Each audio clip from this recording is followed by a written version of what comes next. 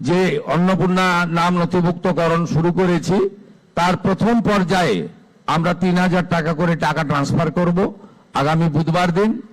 আপনারা কেউ বিচলিত হবেন না। প্রত্যেকের বাড়িতে যারা ফর্ম ফিল আপ করতে পারবেন না, তাদের প্রত্যেকের বাড়িতে আমাদের পক্ষ থেকে লোকেরা যাবে।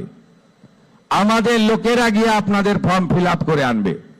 এতটুকু বিচলিত হবেন না, বিভ্রান্ত হবেন না, গুজবে কান দেবেন না।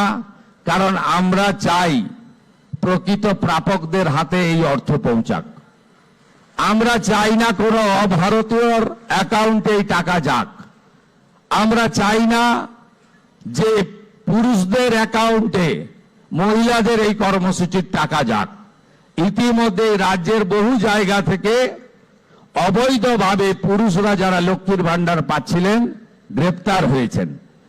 আপনাদের সরকারের অর্থ, এই সরকার স্বচ্ছতার সঙ্গে কাজ করবে, এই সরকার ফাইন্যান্সিয়াল ডিসিপ্লিন মেনে কাজ করবে।